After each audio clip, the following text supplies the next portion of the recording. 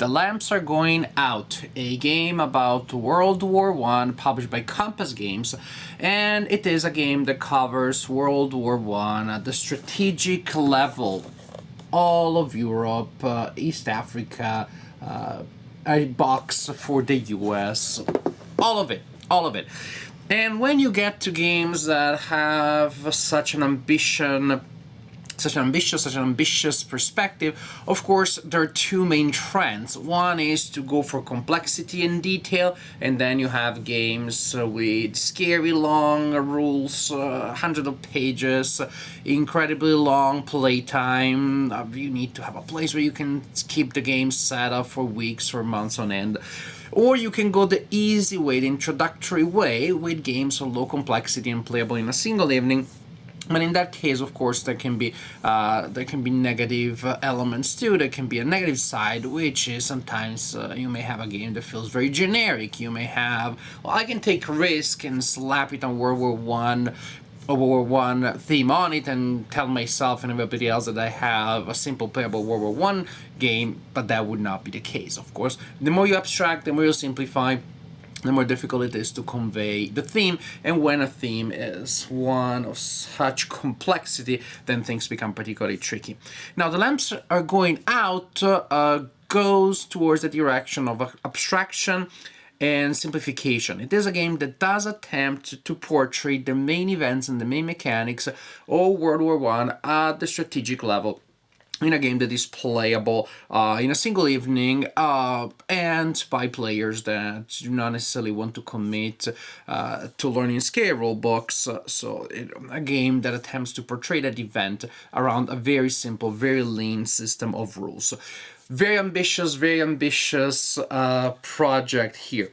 Does the game succeed? Does it fail? Well, we'll talk about that in my conclusions, but before we get there, we need to take a closer look at the game and see how it works. The game is playing on a paper map, and you see the paper map here. It doesn't lay flat perfectly. You may want to put it under a piece of plexiglass, but for some reason, the fact that it represents mountains here and there, it doesn't lay flat entirely, didn't bother me at all, so I didn't use one as I was playing the game. I didn't use a piece of plexiglass, that is. The map is functional, represents Europe at a rather large scale. Yes, at first look, the map almost looks like the board for one of those games that are not war games, such as Risk or Axis and Allies, but that's a price that you sort of have to pay when you're working at this level of abstraction and you still want to keep the map clean and easy to... Well, make it easy for players to recognize which area is which. So it looks nice, it's functional. There are some areas there in Central Europe or Central Western Europe that are a little small, and sometimes they can get pretty crowded with armies, with possibly other markers, with trench markers.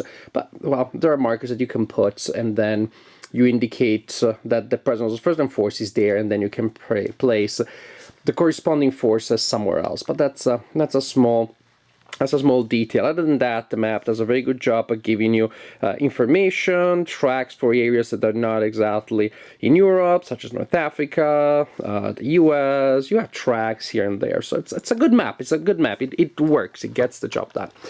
What else do we have? Another important element in the game is cards. This is a card-enhanced game, not card-driven in the sense, I'll say, Pass of Glory, where you need to play cards to activate certain events, to activate certain units. You get your unit activations every round, but then you have event cards that will add a lot of historical flavor. As you can see, you have different decks for different groups, different forces in play. So you have event cards that bring a lot of historical flavor, but also challenges and resources, and then technology cards representing different technologies that the various forces in the conflict may develop over time. With, of course, a lot of interesting effects here. And I like it. I like this card enhance idea because it allows you to bring a lot of historical flavor, a lot of history into the game without forcing you to learn a lot of rules and procedures. You simply flip the card, do what it says, and history happens. And that happens around a core of rules, which is very, very linear. Other important elements here, we have player aids. On one side, the player aid acts as a setup card, so you know where to set up things. On the other side, it acts as a player aid with tables and reminders, but it also acts as a display where you will place various types of units and markers. And then you have these tables, very well done, very well laid out, turn order here. So nothing to complain from the point of view of the components. Oh, actually, speaking of the player aids, yes, you have several, also because they need to act as displays. But these days, when I see a game that comes with a player aid for each player, I'm happy already. Also, a lot of counters here. The counter tree doesn't come with the game, I've added it, but we'll take a closer look at the counters when we start talking about gameplay. The map, as I mentioned earlier, is very simple, but it gets the job done. The few things that are on the map are very significant. Some areas cannot be used for play. Then we have some areas with mountains. So that is the only landscape, the only terrain indication that matters, and that, of course, affects combat. We have ports that allow sea movement, and then we have industrial areas that affect production. You want to have as many of these areas as possible, and you want to produce as many production points as possible because you will spend them to refit your armies, to get new armies, and that kind of stuff. Speaking of armies, yes, they will be the protagonist of the action, and they will be the protagonists on the map. But the armies are represented by these tokens here. And you may already notice something peculiar for a word game, that there are no numbers on them. Well, there is an identification of the country, an indication of the formation. But other than that, you don't have movement points, attack, defense, skill, morale, etc., etc.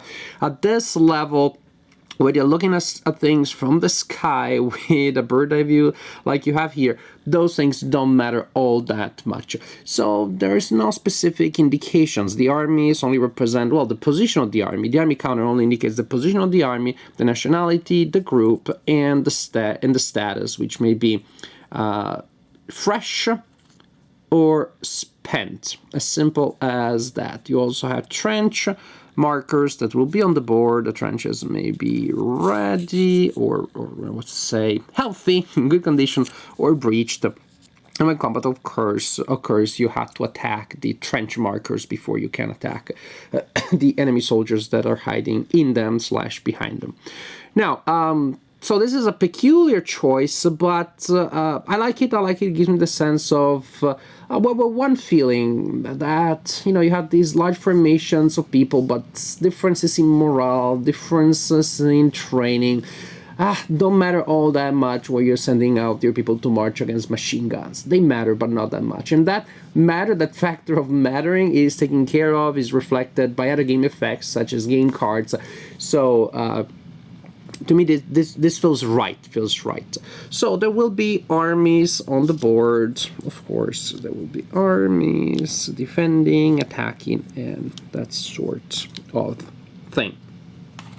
Also, there may be markers that indicate special situations, special game effects, since a lot of events will be triggered by cards, and you will use markers to keep track of those. So it's important that you organize your event counters, your event markers well. Now, when it is a player's turn, the player performs a couple of things. And the first thing, as you can imagine, that you can do is to move, because in many word games you need to do that. Now, movement is again very abstract, but somehow it feels right. You can move up to 2 armies of yours, so you don't get to move everybody every turn. That would be a little unrealistic to have these gigantic maneuvers. You can move 2 armies, and you can move them any number of areas as long as you're moving into and through areas that you control. And it's as simple as that. There's also the limited capability, especially for the Western forces, to use naval movement, which is simply abstracted from port to port. You do not need to put them on counters that represent ships or something. After movement is complete, you get to fight. There can be naval combat. Naval combat occurs, again, naval functions also are abstract at a fairly high level. You have some units representing naval forces, and when they meet in the blockade area, they can fight against each other. Then simply you roll, and for each one that you roll, you inflict a hit on the opponent. For each 2 that you roll, you inflict 2 hits. Also, speaking of naval functions, also important, we didn't look at that on the map. The central power player also have U-boats that can be in 1 or 2 states. That player places the markers indicating the presence of the U-boat in 1 of the 2 postures, which can be unrestricted submarine warfare or keeping it a little more restrained. And of course, having unrestrained warfare gives practical material advantages to the central powers, but also it may speed up the entrance of the United States into the conflict. Not all powers start into the conflict at the beginning of the game. Card effects and other actions on the board may drag different powers into the conflict or not. So, you resolve naval combat. If that is the case, then most of the combat that will occur during the game will be land combat. In land combat, when you're attacking with land combat, you choose one of your armies, which needs, of course, to be fresh, and you use it to attack an adjacent area. Again, there is a priority. First you attack trenches, then you attack fresh armies, and only at the end you can attack spent armies. But within those priorities, the defender chooses which marker you're attacking exactly. In combat is exceedingly simple. The attacker rolls a die, and all dice in the game are d6s. The attacker rolls a die, and because of some game effects, the attacker may be able to roll multiple dice, but again, the default is 1 die. The defender rolls a die, modifiers are applied, and there aren't so many. Mountains are a big modifier on combat, and the big push is another modifier. That is, if you were successful in a combat and you keep attacking from the area where we were just successful into the same area, you get the big push modifier, which is a +1. So attacker and defender roll dice, you compare the result, higher result wins, ties go to the attacker, and as simple as that. If the attack was successful, say they attacked into this area, then the marker of the marker was attacked is flipped to the other side. A healthy, functioning trench is turned to its bridge side. If the attack was successful against a fresh unit, the fresh unit is spent. And however, the attacker always gets spent, so that is the cost of attacking in World War I. So it may be that the attacker will get one of the markers of the opponent to be spent or not. After that, the attacker can keep attacking, which is particularly important if you are performing a big push. And combat is resolved in the same way over and over again. The difference, the big thing that you're trying to do is to push your enemy away from where they are. If you are attacking an area where all of the enemies are spent and you're successful, then the opponent has to retreat and you can advance into the area that was just vacated. There's a possibility when you're defending special areas, for example, like a home area, to take a last-ditch defense that may allow you to prevent the advance of the opponent, but at the cost of removing a unit permanently. And the more units you have removed permanently because of last-ditch stands, the more likely the future attempts will fail, because there's just so much that your people can take. So after players have moved and resolve combat, you go to the production phase, where you have the logistical and economic aspect, when players have to perform various actions like resolve U-boat attacks by rolling on a table to see what the effect is. Again, it doesn't feel much like combat, but you're seeing the big picture effects of, for example, a U-boat campaign. and then players collect production points. Players' production may be affected by the loss of production areas, and then they spend production points to refit units, raise new units, build trenches. One side is better at this than the other. So a lot of effects here. You research technology using technology cards, and that's the main thing, really. You have a couple of other phases, a couple of other steps that add more flavors and wrinkles to the experience. But in truth, really, it is move armies, attack, use production points to build new stuff, repeat, and add the effects that the cards bring around this very simple, very linear core idea. The game continues until one of the players takes control of an important vital area of the opponent, say the Central Powers take control of Paris or the Allies take control of Berlin. If that occurs, then the game ends prematurely and the player that took control of the key area wins the game. Otherwise, the game continues until the end of the last turn, which represents fall 1918, and at that point, victory is then determined, assigning victory points to the players, and victory points are earned for controlling enemy home areas, production areas, and other factors such as whether the United States entered the war or not, what is the situation in East Africa, and so on and so forth. When we look at this theme, World War I, strategic level, and we see that there are cards involved, the first game that comes to mind, of course, is Paths of Glory, such a modern classic. But actually, as I was playing the game, that was not the feel that I got. In a certain sense, because of the grand scale, but still a fairly simple system of rules. Other games such as House Divided or even Washington's War came to mind because I saw those big events in a format that was playable and that was definitely approachable. It takes longer than, say, a game of chess to play, but definitely much less than some of the most demanding war games. And I think this game works. Again, it's even less demanding than Paths of Glory. I would really place the complexity somewhere around the House Divided when you use some of the optional rules and take them into account, somewhere around Washington's War. To me, those are the closest parallels, not for theme, but for flavor, I would say for level of detail, for feel. That is, I'm playing using mechanics that are very simple, very linear. I'm almost worrying that they may be too simplistic, but they aren't. But they just stop one step before feeling too simplistic.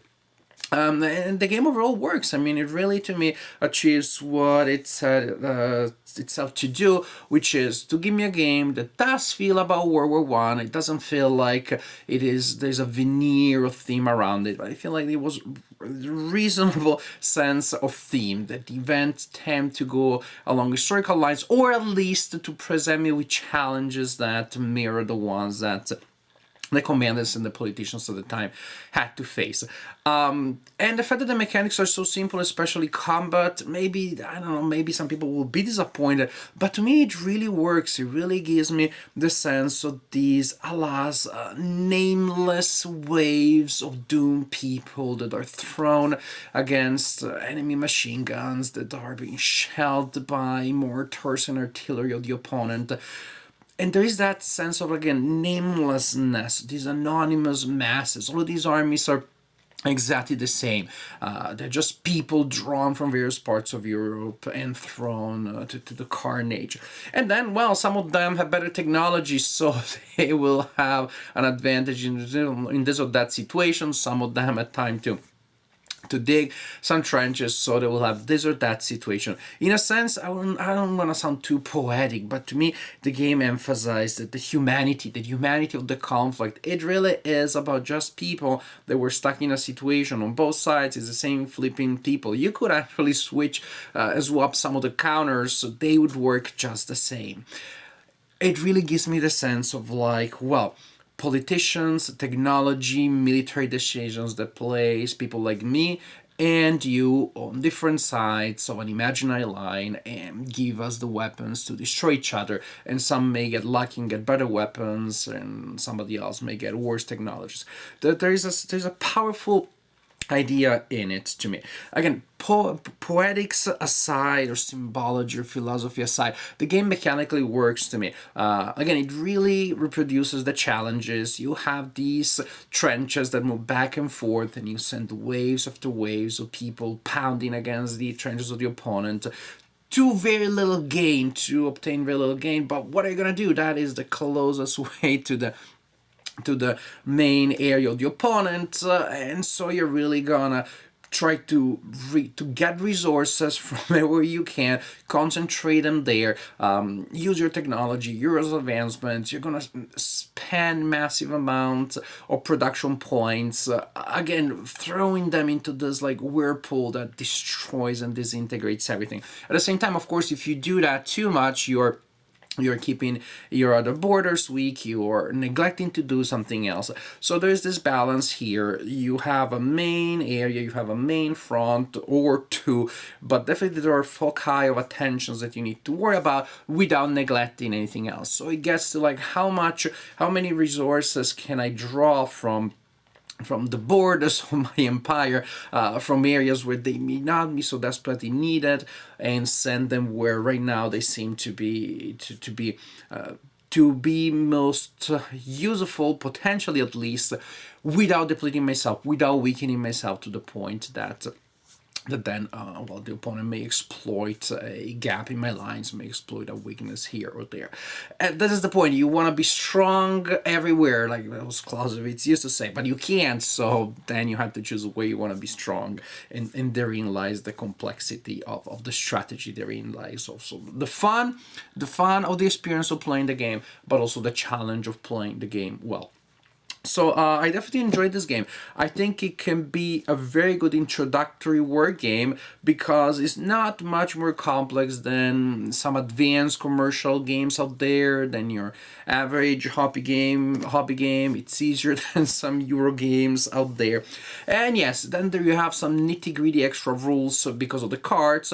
But the cards, if you think about what they do, what they take into account, what actually they're able to bring to the game without you having to memorize things beforehand, well, then those cards really are very economic vessels of meaning and theme.